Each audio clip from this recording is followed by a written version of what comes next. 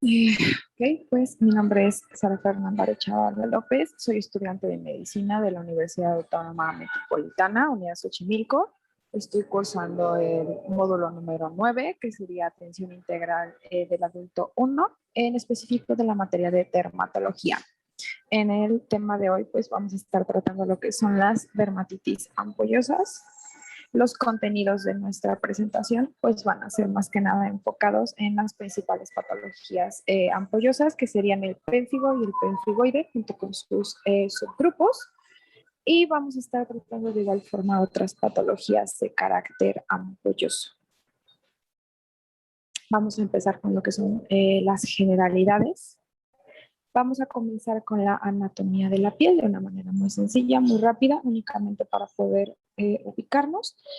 Recordemos que la piel va a estar conformada por tres capas: epidermis, dermis e hipodermis.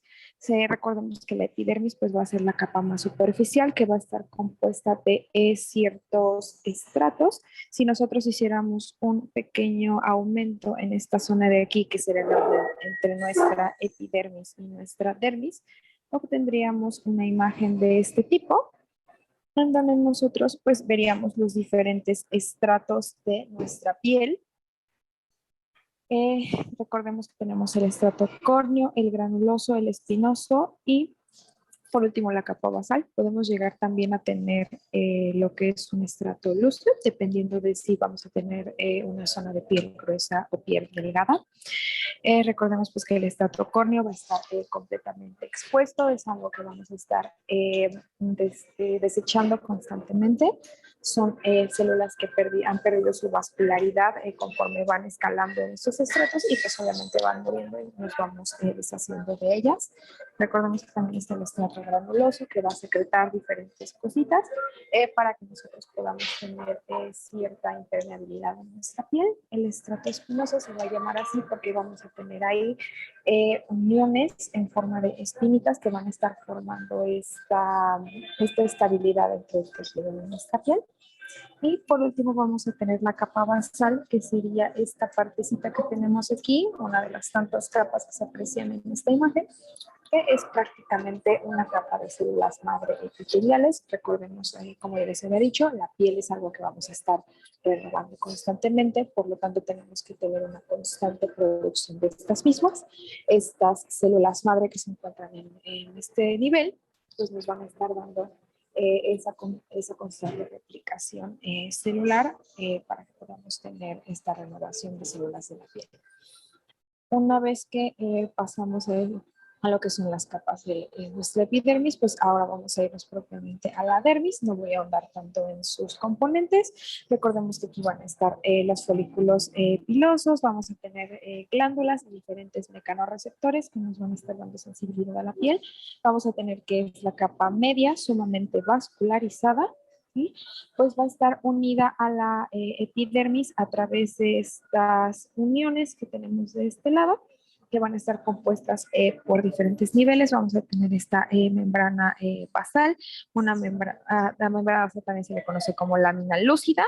Vamos a tener también una lámina densa y una sublámina basal. Entonces, estos componentes van a ser importantes para que nosotros podamos entender la fisiopatología de las ampollas, que vamos a estar viendo subsecuentemente. Aquí también en la imagen podemos apreciar los componentes de cada uno de estos estructuras, de que están hechos. Por ejemplo, aquí vamos a tener el colágeno de tipo 7, el colágeno de tipo 4 y diferentes otros de ellos. Y por último vamos a tener a la hipodermis, que va a ser la capa más profunda. Vamos a tener ahí el tejido adiposo y de igual forma va a tener siempre contacto con el músculo de la piel.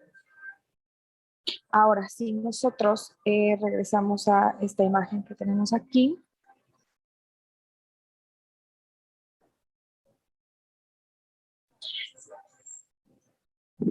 ahora, si nosotros regresamos a esta imagen que tenemos aquí, les había comentado que nuestra epidermis va a estar unida para formar esa estabilidad de nuestro tejido. Entonces, estas son las uniones que vamos a ver aquí. Si nosotros hubiéramos hecho un zoom en el corte pasado, hubiéramos visto cómo se ve entre entre dos celulitas, ese espacio entre dos celulitas, pues esto sería lo que veríamos, que son las uniones celulares.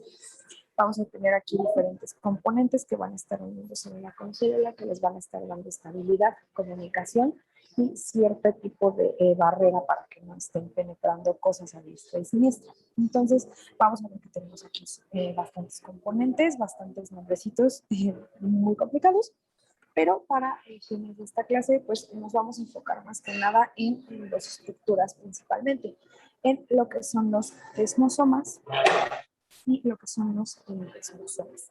Entonces, estos van a ser importantes porque van a ser los principales blancos de cada una de las patologías y si podemos apreciar se van a encontrar a diferentes niveles y van a estar haciendo diferentes cosas. Como podemos observar aquí, el desmosoma pues va a estar uniendo a célula con célula.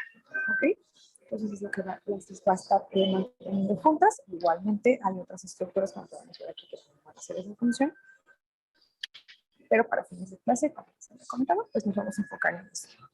Entonces van a estar uniendo célula con célula y van a estar a ciertos niveles un poquito más superficiales.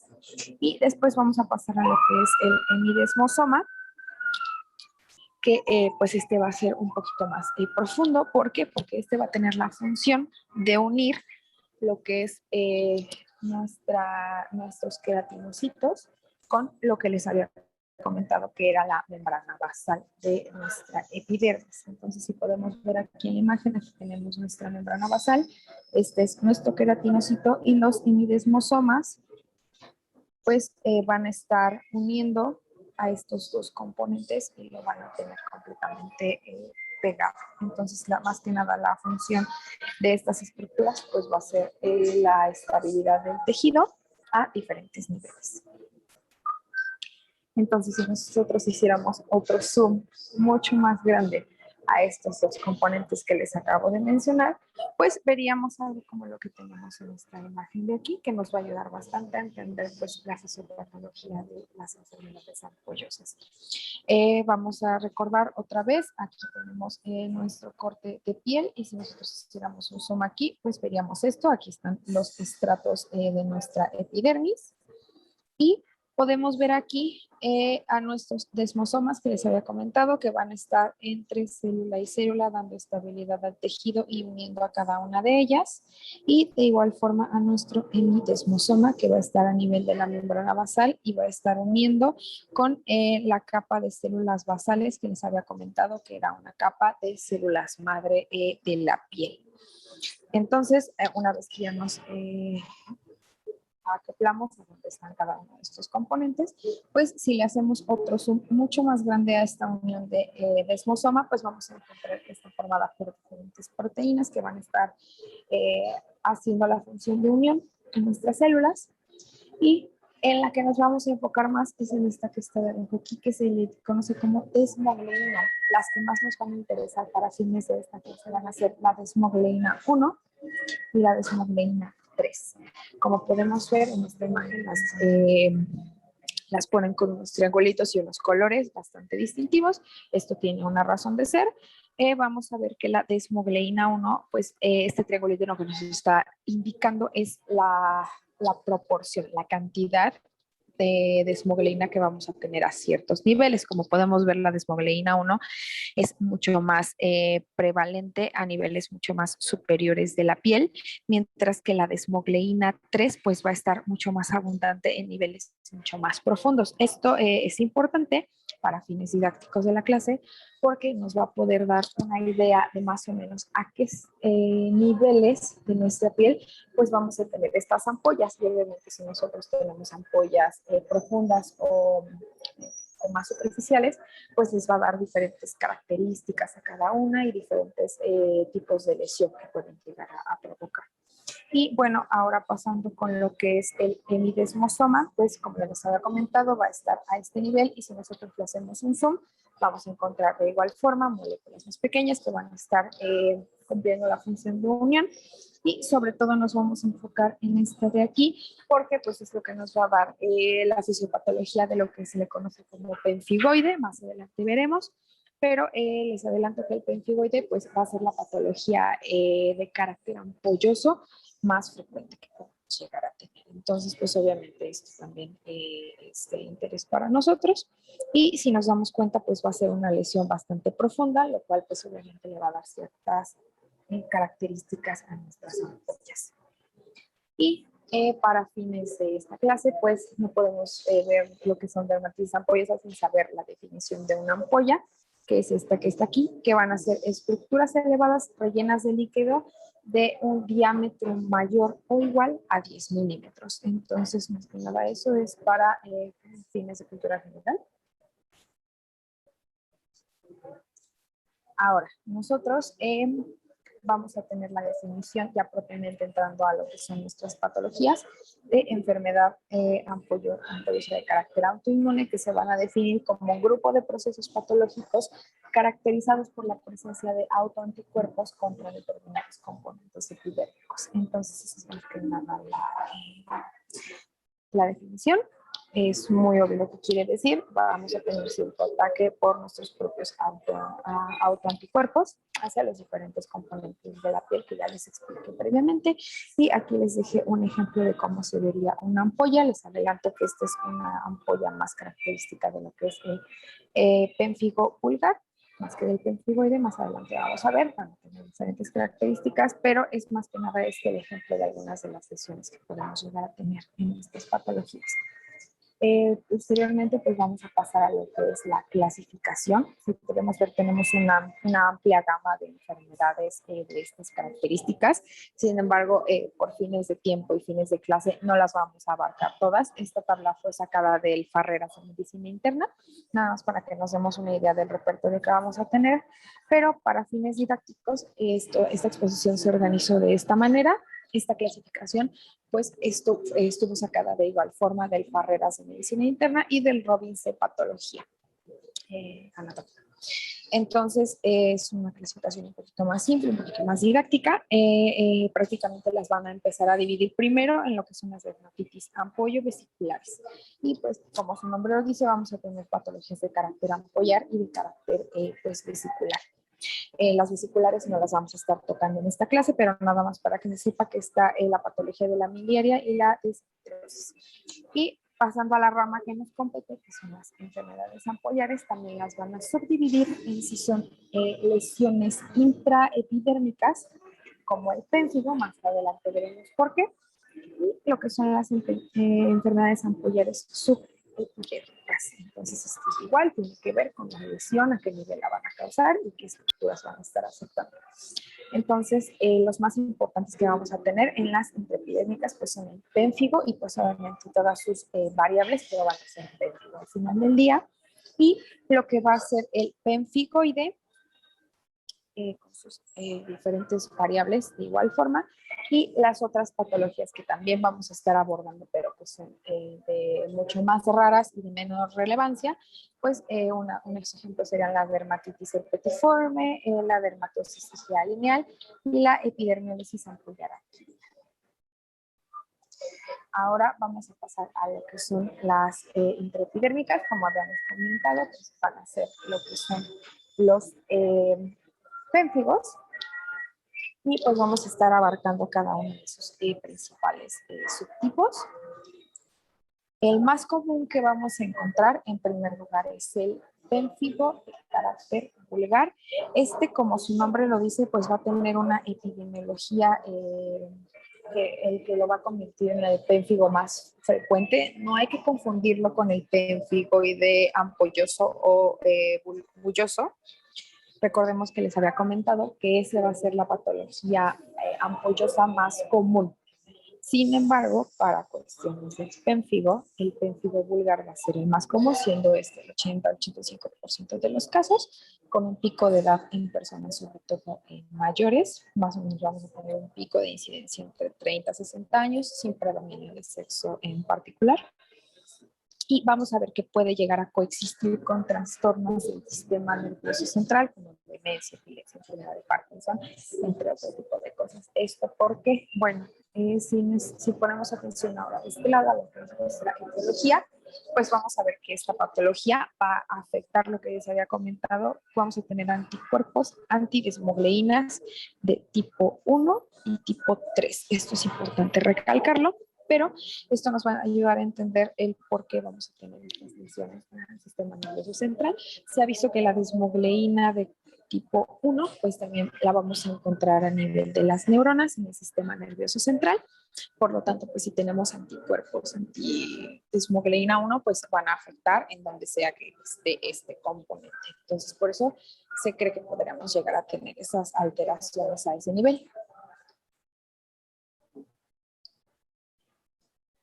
Entonces, volviendo a lo que es nuestra etiología, había comentado que vamos a tener afección ante las desmogleínas 1 y 3. Recordemos, como ya les había comentado, la ubicación de las desmogleínas. Vamos a tener que, pues, los pénfilos y la gran mayoría de estas patologías, como nos damos cuenta, son de carácter autoinmune, por lo cual nos vamos a estar caracterizando por una enfermedad de hipersensibilidad de tipo 2 por autoanticuerpos. Vamos a tener que también algunos factores agravantes, pues vamos a tener obviamente lo que es el ambiente y nuestra genética. Vamos a tener que la predisposición genética se va a fomentar sobre todo en estos genes de HLA, que serían el 14 y el 10.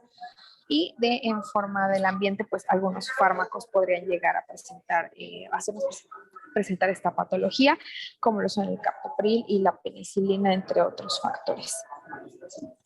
Ahora, como ya les había comentado, aquí otra vez tenemos nuestra imagen de nuestro corte de la piel. Como ya les había comentado, pues esta enfermedad va a afectar a la desmogleína 1 y 3, y si podemos ver, pues obviamente si ambas predominan en extremos de la piel, pues vamos a tener una afectación de carácter un poquito más general. Eso pues obviamente le da la característica de ser la enfermedad ampollosa de carácter autoinmune más grave. Esta sí podría llegar a matarnos. Esto pues explicaría por qué, porque vamos a tener una afectación de un área de piel bastante grande. Además, recordemos que la piel es el órgano más grande que tenemos. Entonces, al momento en que esta patología puede afectar cualquier área de semejante extensión, pues obviamente nos va a dar un carácter bastante letal. Y quiero aclarar que en cuanto a lo que serían los pénfigos, vamos a tener una característica histológica bastante peculiar, que va a ser esta que tenemos aquí, a lo que se le conoce como acantólisis. La acantólisis, ¿qué va a ser?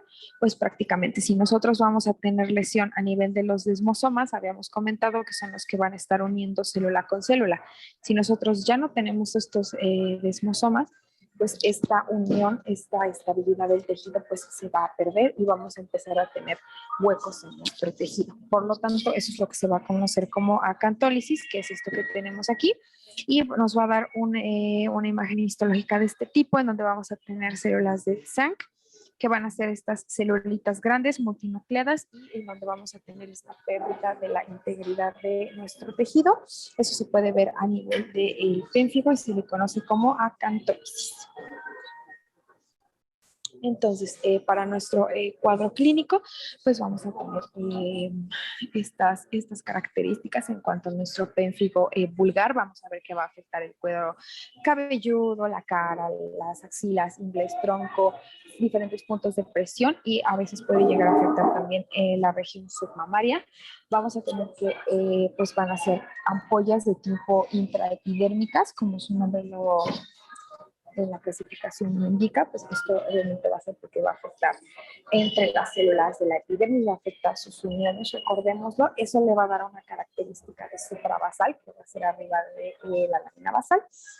Y vamos a tener que, pues van a ser ampollas de carácter flácido y doloroso. ¿A qué se refiere con esto? Al momento en que nosotros estamos afectando capas superiores de la piel, recordemos, estamos afectando también la desmogleína 1, pues vamos a tener unas ampollas que van a ser bastante frágiles, van a romperse con mucha facilidad, y eso posiblemente también les puede dar una característica de dolor. Estas ampollas pues van a ser de tamaño variable, usualmente son de 1 a 2 centímetros, pero se ha visto que también se pueden llegar a presentar ampollas de 4 a 8 centímetros. Entonces, esto es bastante variable.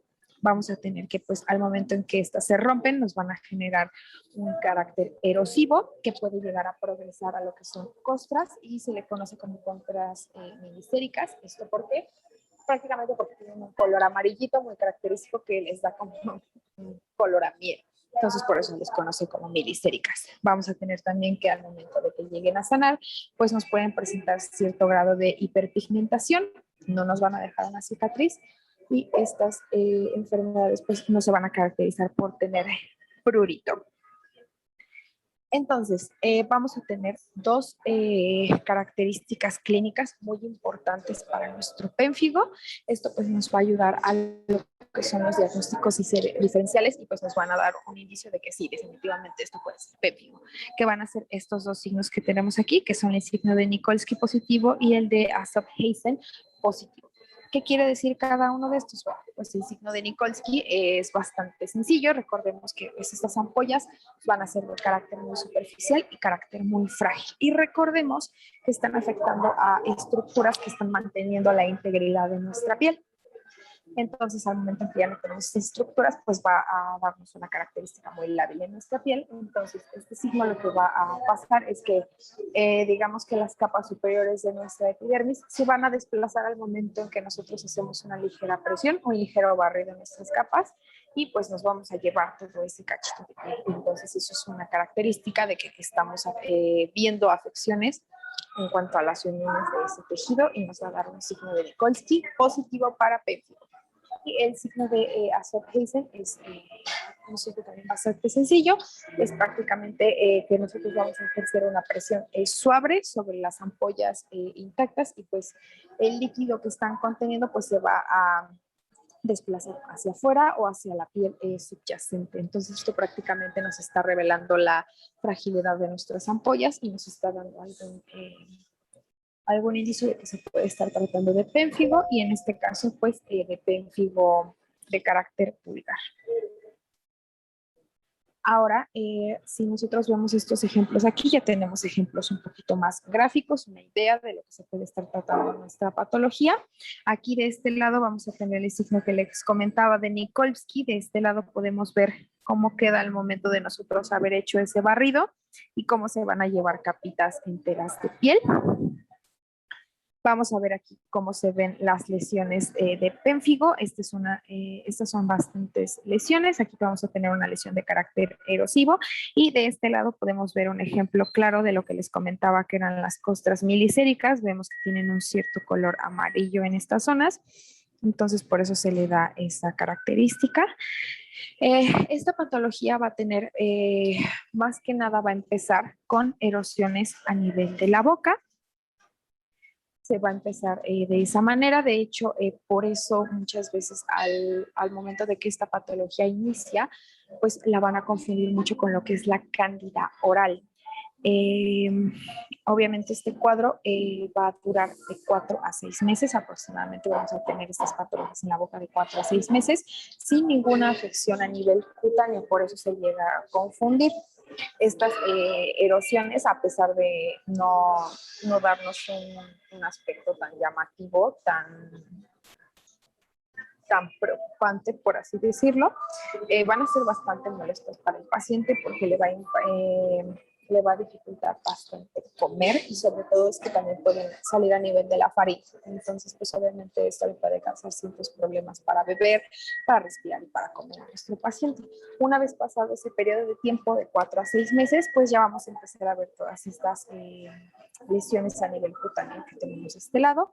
Aquí les traje también un corte histológico de cómo se van a ver las ampollitas de nuestro pénfigo vulgar.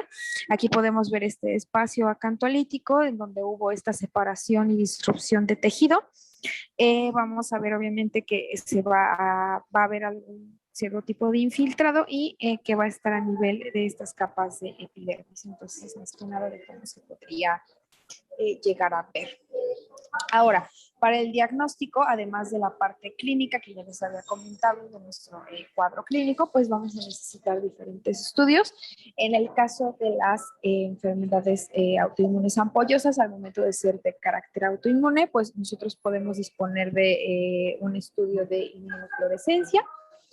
Vamos a contar con lo que es la inmunofluorescencia directa e indirecta. Cada una pues nos va a decir diferentes cositas. Empezando con la inmunofluorescencia directa, pues esta nos va a dar prácticamente la imagen de los anticuerpos fijados a nuestros queratinocitos en los diferentes niveles de tejido que podamos llegar a tener en cada patología. En esta patología se va a caracterizar por tener inmunoglobulinas IgG y pues obviamente estas van a estar en la superficie de nuestros queratinocitos a lo largo de sus membranas, por así decirlo, nos va a dar cierto patrón reticular y se le conoce como patrón en forma de red de pesca, que es este que tenemos aquí presente en la imagen. Y de igual forma, pues vamos a tener lo que es la inmunofluorescencia indirecta, que prácticamente nos va a indicar si hay presencia de estos anticuerpos en sangre o no. De igual forma, la prueba de ELISA nos va a indicar si tenemos ciertos anticuerpos y contra qué los estamos teniendo. La prueba de sangre positiva que les comentaba para lo que es la acantólisis. Y al momento de que nosotros tenemos esta acantólisis, se me olvidaba decirles, al momento en que nosotros íbamos a tener esta pérdida de capitas de piel y de integridad, pues lo que nos va a generar es que vamos a tener una membrana basal expuesta y nos va a dar este patrón como si tuviéramos hileras de lápida en nuestro tejido.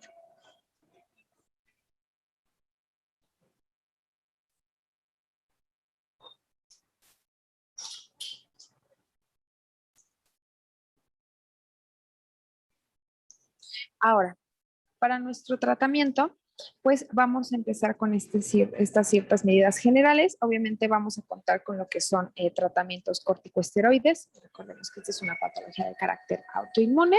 Vamos a tener corticosteroides tanto por vía oral como vía intravenosa, además del uso de inmunosupresores.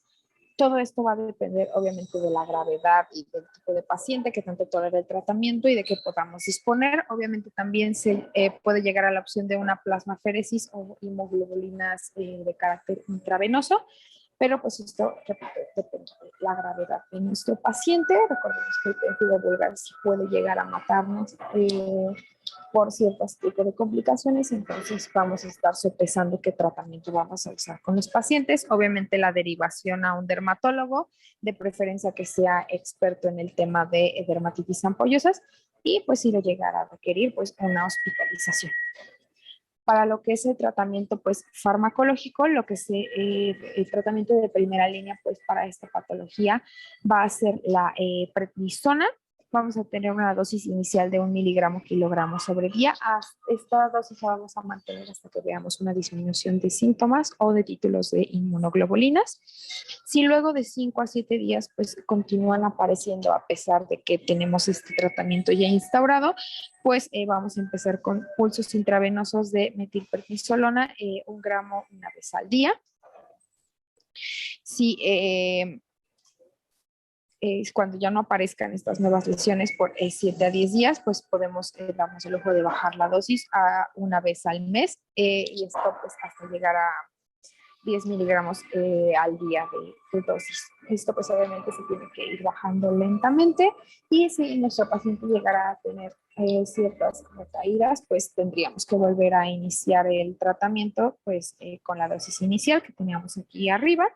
Y en el mejor de los casos, si el paciente llegara a ya no presentar lesiones por aproximadamente 1 año, podemos realizar el intento de irle bajando el tratamiento hasta llegar a quitarlo. Esto obviamente con un control muy estrecho para estar al pendiente de si estas lesiones vuelven a aparecer en el tejido o no.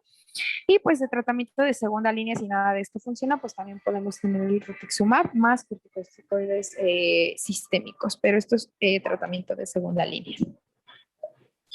Entonces, para nuestro diagnóstico diferencial de pénfigo, pues pénfigo vulgar sobre todo, pues vamos a tener a todas las variantes de pénfigo, el foláceo, el ampolloso, el eritematoso, todos esos, más todas las variantes que tengamos de pénfigoide. Recordemos que al final del día, pues todos van a sacar ampollas, pero cada una va a tener ciertas características que si nosotros ponemos atención al cuadro clínico, pues nos va a ayudar a ir diferenciando.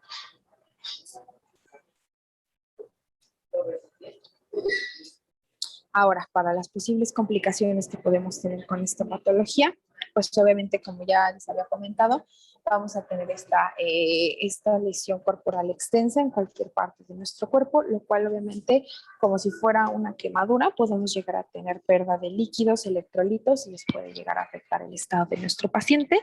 De igual forma, pues vamos a estar más predispuestos a infecciones, tanto por las propias lesiones como por el tratamiento que se da para combatir esta patología, a pesar de que nosotros con el tratamiento vamos a estar bajando esa respuesta inmunológica en contra de nuestro cuerpo, pues también vamos a estar bajando las propias defensas ante otros microorganismos. Entonces eso también puede ser un problema para nuestros pacientes como ejemplo, como efecto secundario del tratamiento. Se sabía que antes de poder instaurar un tratamiento para esta patología, la mortalidad era de aproximadamente el 60%, eso pues ha ido bajando y ahora más que nada se asocia con el tratamiento y el hecho de que los pacientes puedan llegar a morir. Ahora vamos a pasar con lo que es el pénfigo foláceo. Este pues va a tener una epidemiología en cuanto a pénfigo pues mucho menos frecuente. Vamos a tener que este va a tener una característica en donde vamos a tener un tipo de pénfigo foláceo endémico de Brasil que se le va a llamar como fogo selvagem. Este, pues, se ha visto que puede ser causado por una proteína salival, esta que tenemos aquí, de esta mosca. Entonces, eso más lo que son las predisposiciones a nivel genético en nuestro ambiente, pues nos pueden llegar a presentar esta variante endémica de pénfigo en Brasil. En Brasil, este va a ser mucho más frecuente y más letal que el pénfigo vulgar, pero este es únicamente caso de Brasil y para fines de clase, para fines de examen y de lo que sea, el pénfigo vulgar va a seguir siendo el más letal de todos. Entonces, en cuanto a la etiología, esta también va a tener una característica muy particular en donde de igual forma vamos a estar afectando al desmosoma a nivel de las desmogleínas, pero aquí solamente vamos a tener presencia de desmogleína 1. Recordemos que la desmogleína 1, si aquí tenemos un corte de nuestra piel todo espantoso, aquí teníamos nuestros triangulitos, aquí tenemos a la 1 y aquí tenemos a la 3, entonces vamos a estar afectando estas partes de aquí, lo que nos va a dar una característica bastante superficial de estas ampollas. A esto me refería con que dependiendo del nivel íbamos a tener las diferentes características para estas lesiones. Vamos a tener que únicamente va a ser cutánea, no va a afectar a las mucosas, va a ser de carácter benigno, vamos a tener obviamente un diagnóstico aparte de esto es clínico, histopatológico, pues vamos a tener que por inmunofluorescencia directa, pues vamos a tener este predominio de anticuerpos en el tejido justo por debajo de la capa granulosa, que podemos ver que es bastante superficial en cuanto a los estratos de la piel. De inmunofluorescencia indirecta, pues vamos a tener presencia de anticuerpos en la sangre periférica y de igual forma vamos a tener una acantólisis a nivel superficial. Para el tratamiento, pues va a ser muy parecido a lo que fue el pénfigo vulgar, pero obviamente a menor dosis por ser de menor gravedad. Vamos a tener un cuadro clínico bastante parecido, de igual forma. Vamos a tener que se va a dar en áreas superficiales de la epidermis y sobre todo en áreas seborreicas, como sería el cuero cabelludo y la zona del torso.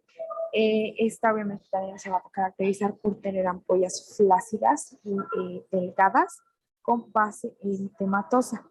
Estas pueden llegar a causar alopecia dependiendo de la parte en la que vayan a estar afectando y se les va a conocer como ampollas subcorneales porque van a estar bastante superficiales por la desmogleína que están afectando. Aquí tenemos algunos ejemplos de cómo se van a ir viendo. Usualmente lo vamos a encontrar en el paciente de esta forma. Es muy raro ver esta patología en su forma ampollosa. ¿Por qué? Porque de por sí las lesiones en el pénfigo eran bastante frágiles. Esta es todavía más superficial, entonces se van a romper bastante fácil. Las vamos a encontrar más que nada ya en su forma erosiva. Entonces, pues vamos a tener esa parte. Vamos a tener de igual forma nuestra acantólisis de este lado. Y así es como se ven nuestras lesiones. Como ya les había comentado, van a estar en una base, pues, eritematosa y pues vamos a tener propiamente nuestra lesión. Vamos a tener también lo que es el pénfigo paraneoplásico. Pues más que nada va a tener unas características muy similares a los pénfigos que hemos estado viendo, pero pues obviamente como su nombre lo dice va a estar asociado a ciertas neoplasias hematológicas como es el linfoma, la leucemia, los sarcomas y los timomas. Sobre todo va a estar ligado al linfoma no Hodgkin. Se ha visto que tiene más prevalencia con esos. Vamos a ver que va a afectar a una larga gama de diferentes anticuerpos que van a estar afectando a nivel tanto del desmosoma como del hemidesmosoma. Vamos a tener un cuadro clínico pues bastante intenso, erosivo, también va a afectar las mucosas orales y pues va a tener lesiones cutáneas de carácter polimórfico. Igualmente vamos a presentar acantólisis y el infiltrado que va a tener esa ampollita pues va a ser sobre todo de carácter liquenoide. Ahora, para el tratamiento, pues este va a depender más que nada, obviamente, aparte de todo el tratamiento inmunosupresor que vamos a dar, pues al ser asociado a una neoplasia, pues la mejoría de la neoplasia es la que nos va a condicionar la mejora y el pronóstico de nuestro paciente. Más que nada, aquí tenemos un ejemplo de cómo se van a ver estas lesiones paraneoplásicas de pénfigo. Vamos a ir a la siguiente subvariante que va a ser el pénfigo vegetante. Pues va a ser una forma ampollosa bastante infrecuente. De igual forma van a ser ampollas suprabasales, pero pues aparte de las ubicaciones que tenemos aquí, que se van a dar en boca, en zonas flexoras, a nivel de las ingles, pues vamos a tener que van a formar placas vegetantes de carácter húmedo con pústulas con hiperpigmentación residual. ¿A qué se refiere con eso? Bueno, se ven más o menos así. Entonces vamos a tener que van a ser de carácter húmedo y pues estas son las áreas en las que se van a ir dando. Recordemos que también como cualquier pénfigo puede ir afectando a la mucosa oral y se van a ir viendo así estas diferentes lesiones. Vamos a pasar a la siguiente variante que va a ser el lupus eritematoso, también conocido como seborreico. Este es bastante interesante porque puede afectar la zona malar de la cara, el tórax, los hombros, entre otras cositas.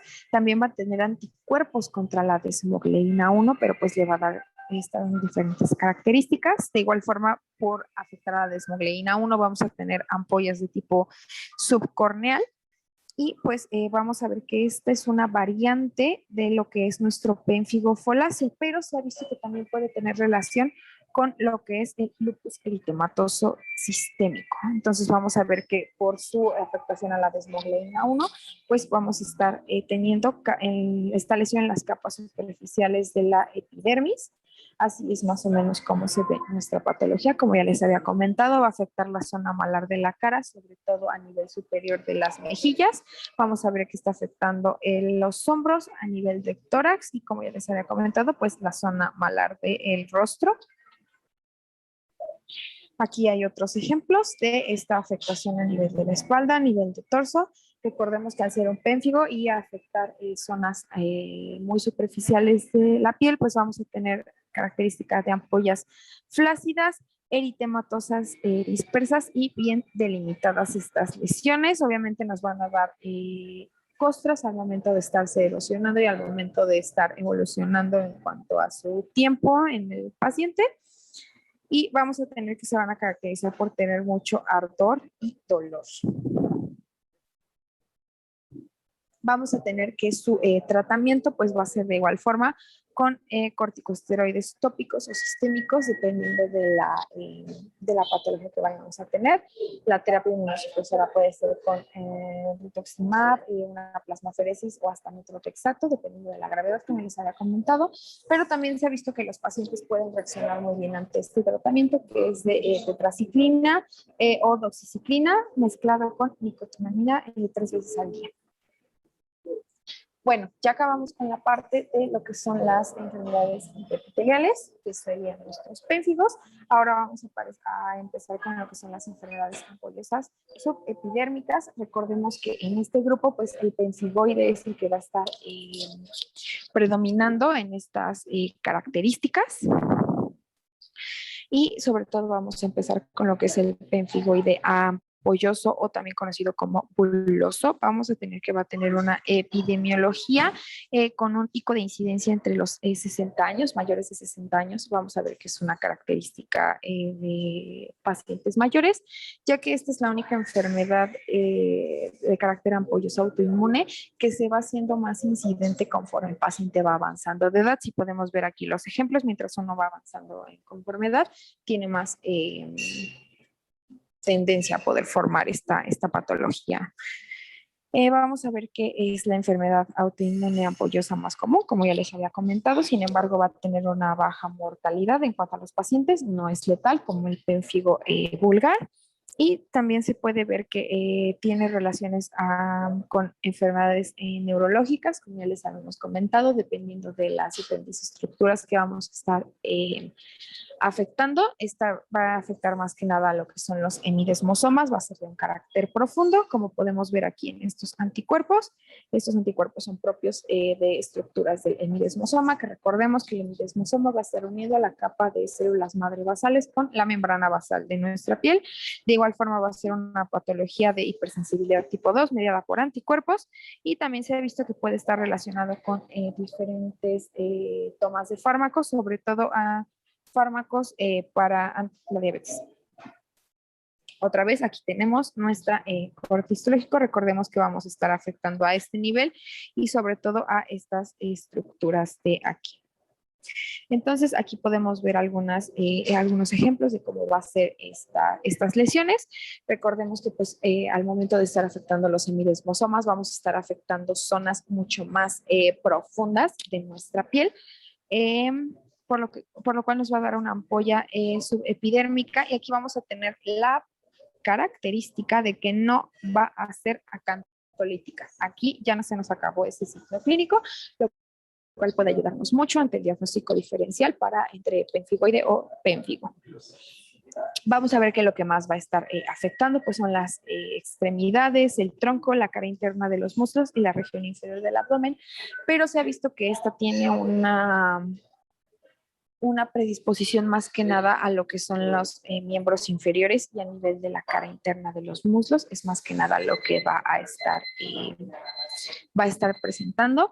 Estas pues obviamente estas lesiones van a empezar más que nada como placas urticariformes muy pruriginosas y van a presentar muchísima erosión. Ya posteriormente se van a estar formando estas ampollas a tensión. ¿A qué se refiere con ampollas a tensión? Que no van a ser tan fáciles de romper. Al momento de no ser tan superficiales, van a tener un poquitito más de resistencia, y pues este cuadro se va a presentar hasta después de 6 meses de haber presentado los primeros síntomas. Y pues ya vimos que no van a ser acantolíticas. Al momento de cicatrizar no van a dejarnos una marca. Es raro en la cabeza, cuello y mucosas, y pues va a ser de evolución de tipo crónica. Aquí tenemos algunos ejemplos de cómo se va a ver. De igual forma, nuestro diagnóstico de carácter clínico en nuestra histopatología, pues vamos a tener anticuerpos fijados sobre todo al techo de nuestra ampolla, que nuestro techo sería más que nada la zona epidérmica. Si tenemos aquí nuestra ampolla, el techo sería este y el piso sería este de acá. Entonces nosotros vamos a tener predominancia de estos anticuerpos IgG y factores del complemento como C3 a nivel del techo ampollar, y en nuestra inmunofluorescencia pues se va a ver de esta manera. De igual forma, pues vamos a encontrar lo que es la presencia de anticuerpos en la sangre periférica, pero los títulos de estos anticuerpos no se van a relacionar con el cuadro de la enfermedad, no nos van a decir nada. De igual forma, vamos a tener un ICODES positivo al momento de no ser tan frágiles, pues al momento de hacer este barrido no nos vamos a llevar ninguna capa de la piel. Y podemos llegar a tener también la presencia de polimorfonucleares, que serían nuestros neutrófilos, y de eosinófilos en estos infiltrados de la ampollita. Vamos a tener que el tratamiento de igual forma va a depender de qué tan grave sea nuestra patología, si es leve o grave. Esto, ¿cómo lo vamos a diferenciar? Más que nada por el número de ampollas que va a estar presentando a nuestro paciente. Si nosotros llegamos a tener más de 10 ampollas por día, pues ya se va a considerar una patología de carácter grave. Entonces, dependiendo de número de ampollas, pues es el tratamiento que vamos a estar instaurando.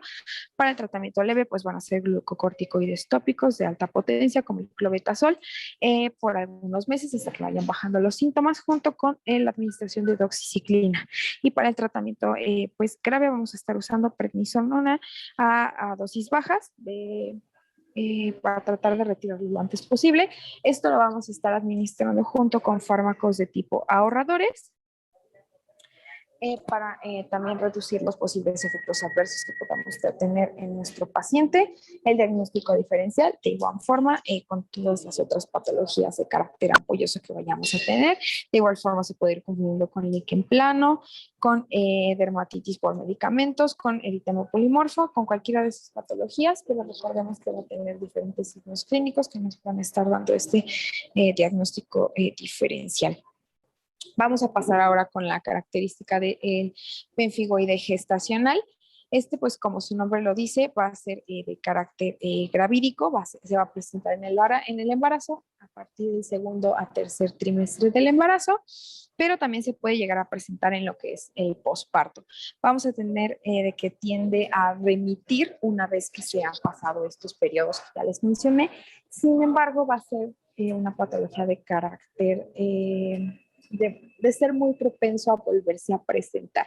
Esto usualmente se ha visto que se vuelve a presentar cuando la mujer vuelve a tener algún embarazo, se llega a presentar de forma mucho más intensa, cuando la mujer empieza a tomar anticonceptivos orales o cuando llega a tener su menstruación. Entonces, todos estos caracteres, bueno, estos cambios hormonales, pues nos van a dar la presencia de recidivas en esta patología. Vamos a tener que va a tener una mortalidad prenatal del 25%.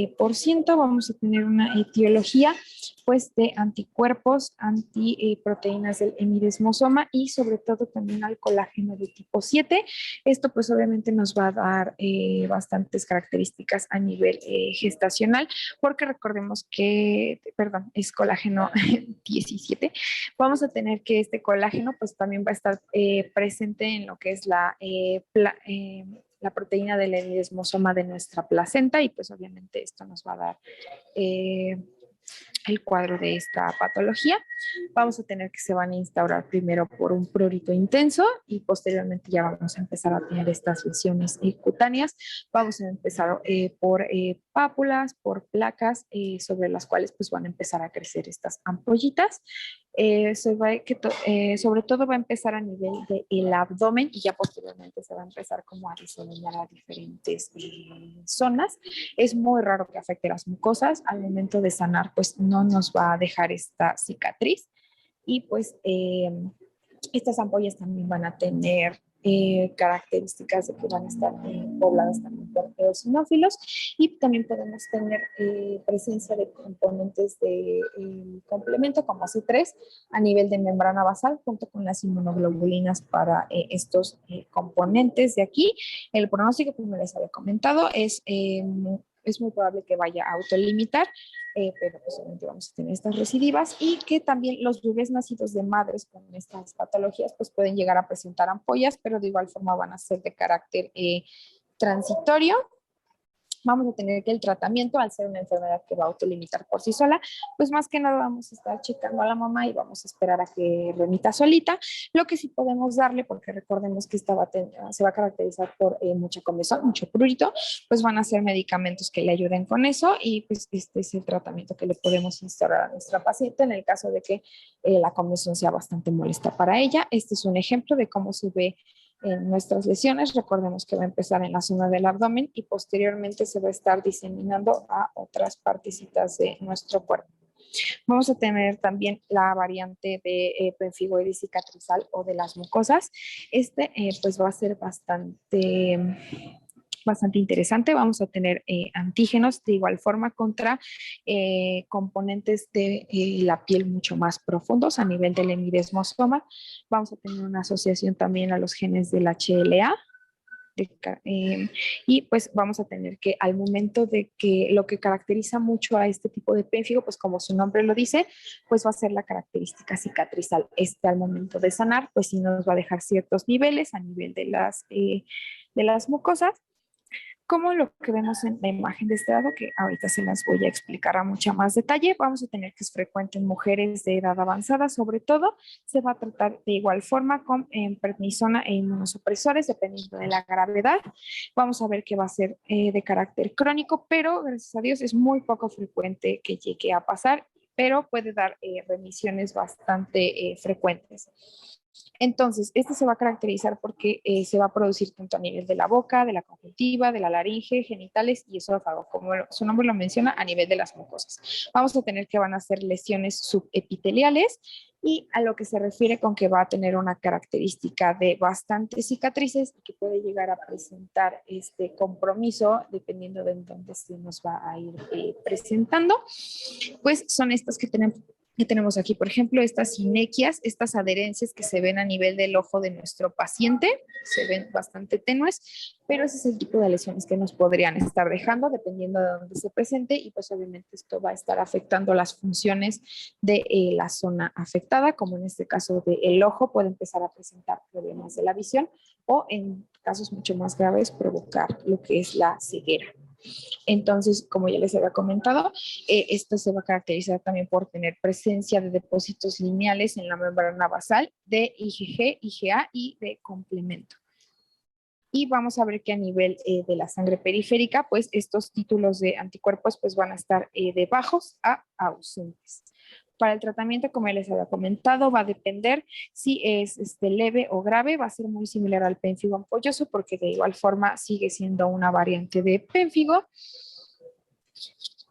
Y pues vamos a ver que se va a tratar con corticosteroides tópicos en cuanto a si es una patología de carácter leve o si es grave, pues a dar una inmunosupresión sistémica, ya sea con dapsona o prednisona a niveles altos. Vamos a pasar ahora con las otras patologías que van a ser igualmente de carácter ampolloso. Vamos a empezar ahora con lo que son las dermatitis herpetiformes. Esta pues va a tener una incidencia de entre los 15 a 40 años, se va a presentar más en hombres y esta sobre todo se va a asociar a una enfermedad celíaca entre el 15 al 25% de los casos. Esto se va a deber a que pues vamos a tener presencia en nuestra etiología de estos antígenos y sobre todo estos antígenos van a estar a nivel de las papilas dérmicas. Si nosotros recordamos en nuestro corte de piel, en este dibujo todo mal hecho que estoy realizando, pues vamos a tener que de este lado vamos a tener a la epidermis y de este lado a la dermis. Entonces, al momento en que nosotros tenemos esta unión, estas de aquí van a ser nuestras papilas dérmicas. A este nivel vamos a estar teniendo la lesión de esta patología. Y pues, como ya les he comentado, vamos a tener la presencia de estos anticuerpos que también se ha visto que están presentes en la patología celíaca.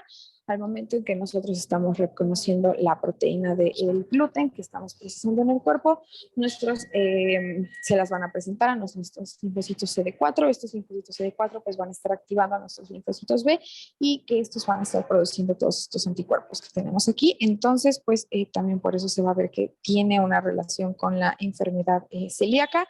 También vamos a estar presentando mutaciones a nivel de los HLA. Y pues también vamos a estar viendo que va a haber acúmulo de depósitos de IgA, como ya les había comentado, a nivel de las papilas dérmicas. Esto pues obviamente va a estar atrayendo a nuestras células inmunitarias y aquí tenemos un ejemplo de cómo se van a estar viendo estas lesiones. Entonces en el cuadro clínico, como las tenemos aquí, van a presentar bastante urticaria, van a ser lesiones agrupadas de apariencia herpetiforme, de ahí su nombre. No es que lo cause un virus del herpes, simplemente es la morfología de la patología que vamos a estar teniendo aquí. Se van a caracterizar por ser bilaterales, simétricas, van a presentar mucho prurito y ardor, van a ser a nivel subepidérmico, van a tener predominancia en las zonas extensoras, miembros inferiores, superiores, codos, rodillas y también en la zona glútea y también en la zona sacra. Van a ser, como les había comentado, con prurito, ardor y bastante dolorosas y pues van a tener algunos microabscesos con predominancia de polimorfonucleares o también llamados neutrófilos. En cuanto a cómo se van a ver, pues aquí es lo que les estaba comentando. Aquí tenemos nuestra papila dérmica y aquí es donde vamos a tener la concentración de la lesión. Vamos a tenerlo aquí en la dermis papilar con depósitos de IgA. Y pues obviamente para estos pacientes, como se va a relacionar con lo que es la enfermedad celíaca, pues vamos a tener que hacerle también al paciente una prueba de predisposición al gluten. Para el tratamiento, pues se ha visto que al momento de que nosotros le retiramos el gluten de por vida a nuestro paciente, pues vamos a tener que esta enfermedad pues va a tender a bajar. En su defecto de que no llegara a bajar, pues el tratamiento de elección va a ser la Dapsona a esta dosis, tanto en adultos como en niños. Y esto pues se ha visto que va a reducir los síntomas dentro de 1 a 3 días. Recordemos que pues la Dapsona va a tener ciertos efectos adversos, puede llegar a causar lo que es una anemia hemolítica y pues obviamente mientras más tiempo dejemos este tratamiento, pues más predisposición vamos a tener. Aproximadamente se ha visto que después de un mes es donde vamos a estar ya presentando a lo mejor estos posibles efectos adversos. Vamos a ver que es más predominante que pase en pacientes con deficiencias de glucosa 6-fosfato, por lo que pues tenemos que estar checando estos pacientes. Si no llegaran a tolerar lo que es la Dapsona, pues podemos instaurar lo que es la sulfapirimidina, pero pues esta también va a tener efectos adversos a nivel hematológico, en donde nos van a estar causando a granulocitosis. Entonces, pues obviamente esto también nos va a estar afectando. Se recomienda que a estos pacientes pues se les esté tomando un hemograma completo durante 4 semanas, aproximadamente va a ser que les esté tomando un hemograma completo semanal, primero durante 4 semanas, luego de 2 a 3 semanas durante 8 semanas y ya después se les puede ir haciendo este hemograma de 12 a 16 semanas para ir viendo cómo están reaccionando ante estos medicamentos. Vamos a tener también la dermatosis por IgA lineal. Esta pues se va a caracterizar por ser ampollas inflamatorias bastante pruriginosas y que se van a estar dando en racimos que tenemos aquí.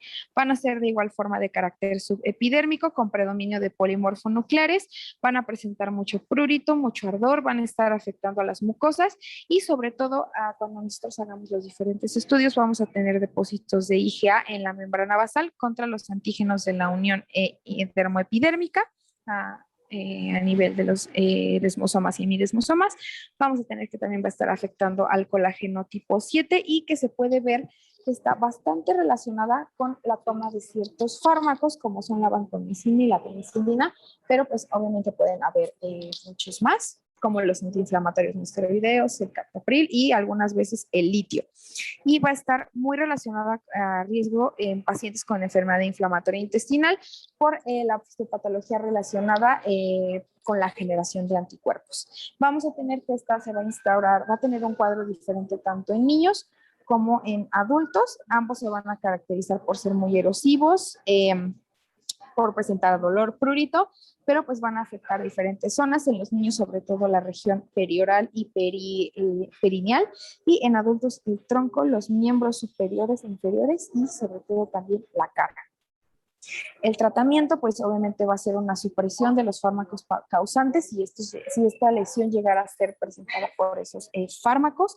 Si es una enfermedad leve, pues vamos a estar dando tratamiento tópico y en los niños, pues sobre todo vamos a estar dando eritromicina vía oral y pues las alternativas para todas las edades si llegara a ser una patología de carácter más grave, pues va a ser la Dapsona.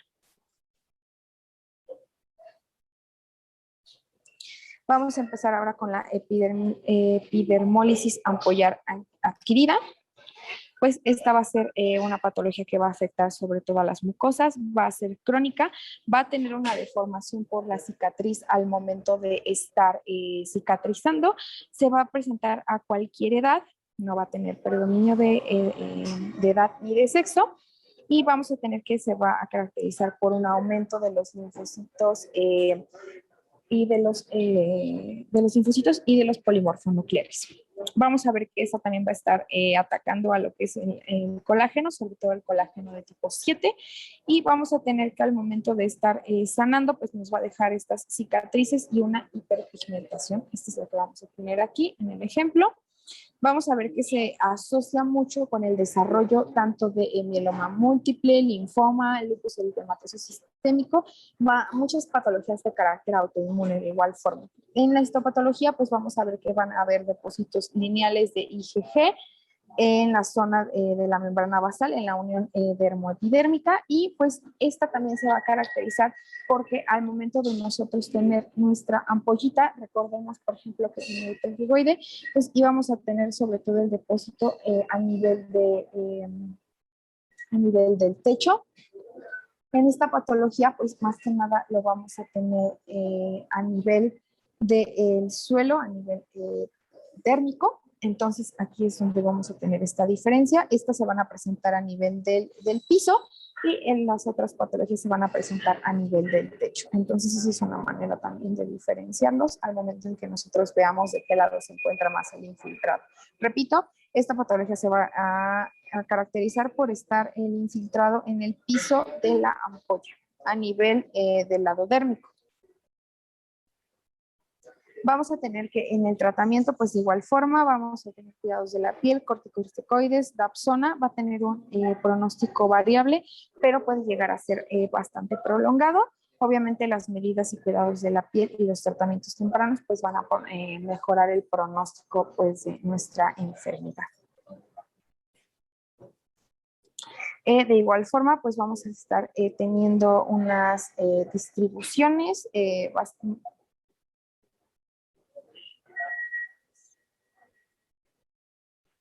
Este esquemita al final lo quise poner, ahorita ya van a ser más que nada a forma de resúmenes, pero es más que nada una manera de llegar a nuestro diagnóstico de esta patología.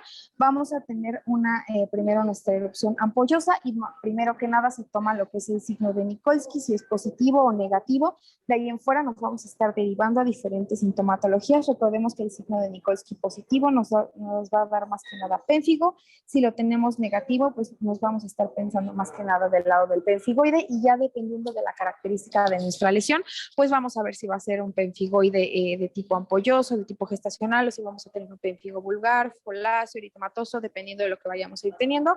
Pero estas son las dos patologías que más que nada nos van a estar llamando la atención, son las más comunes, son las que más se dan. Y pues esto va a depender del signo de Nikolsky. Aquí es donde digamos que es el diagnóstico diferencial por elección. De igual forma, aquí tenemos las tablitas a nivel de resumen. Esta tablita también fue sacada del Farrera-Rosman, que nos va a decir cada característica de tanto las enfermedades de pénfigo como las del pemphigoide, y las extra que también estuvimos dando en la clase del día de hoy. De este lado también vamos a tener una tablita en donde nos van a referenciar las tres principales patologías de mayor interés, que van a ser la dermatitis epitheliforme, el pénfigo y el pemphigoide. Vamos a tener aquí las características de cada una de nuestras ampollitas, en el nivel a los que se dan y sobre todo al momento de hacer nuestras inmunofluorescencias, en donde vamos a tener el predominio de estos complejos autoinmunes. Recordemos que el pénfigo vulgar pues lo va a tener a nivel de nuestra epidermis porque va a estar afectando nuestras uniones. En el pemphigoide pues lo vamos a tener a nivel de las membranas por la afectación del hemidesmosoma. Y en el caso de la dermatitis epitheliforme, recordemos que lo vamos a tener a nivel de las papilas dérmicas. Y a nivel de comparación entre el pénfigo y el pemphigoide, recordemos que uno va a ser de carácter un poquito más superficial y otro va a ser de carácter más profundo. Y eso pues nos va a dar las diferentes características de cada una de nuestras ampollitas, si van a ser más frágiles o si van a ser de un poquito más de resistencia, si van a afectar mucosas o si no van a tener la característica de afectar las mucosas. Estas son las bibliografías que se utilizaron, tanto para las imágenes como para bibliografías generales, por si requieren más consulta o abordar un poquito más en estos temas. Y eso sería todo.